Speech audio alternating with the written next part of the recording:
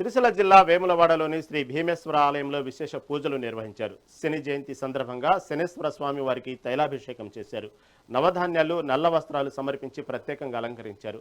ఈ సందర్భంగా భక్తులు నవగ్రహాల చుట్టూ 9 ప్రదక్షిణలు చేసి అనంతరం శ్రీ ఆంజనేయ స్వామి వారి సన్నిధిలో ప్రదక్షిణలు నిర్వహించారు. ఆలయ ప్రాంగణమంతా ఓం నమః శివాయ నామస్మరణతో మారుమోగింది.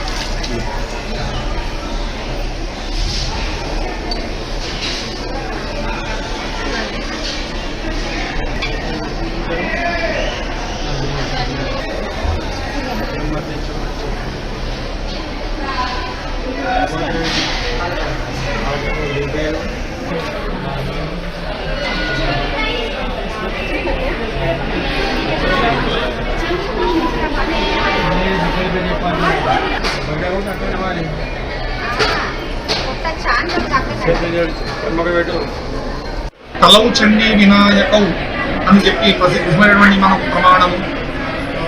కలియుగంలో అత్యంత శీఘ్రముగా ఫలితమిచ్చేటువంటి దేవతలు ఎవరయ్యారంటే ఆంజనేయ స్వామి, చండీ అమ్మవారు, దుర్గా అమ్మవారు, అలాగే గణపతి.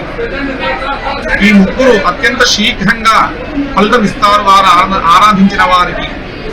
అందులోనూ చండీ హోమము సకల సౌఖ్యప్రదాయకము. విశేషమైనటువంటి యొక్క తిథులు నిత్యము చేసుకోవచ్చు.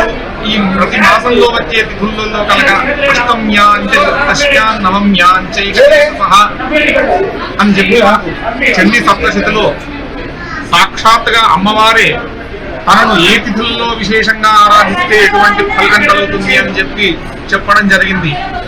అష్టమి, చతుర్దశి, నవమి ఉభయపక్షాల్లో వచ్చేటువంటి యొక్క తిథులు, అలాగే పౌర్ణిమ, అమావాస్య కూడా చాలా విశేషంగా చెప్పబడింది. మామూలు రోజుల్లో చేసుకున్న దానికంటే కూడా ఆచరించిన వారికి అన్ని కోరికలు కూడా సిద్ధిస్తాయి అని చెప్పి మనకు సాక్షాత్తుగా అమ్మవారి మార్కండేయ పురాణాంతర్గత చండీ సప్త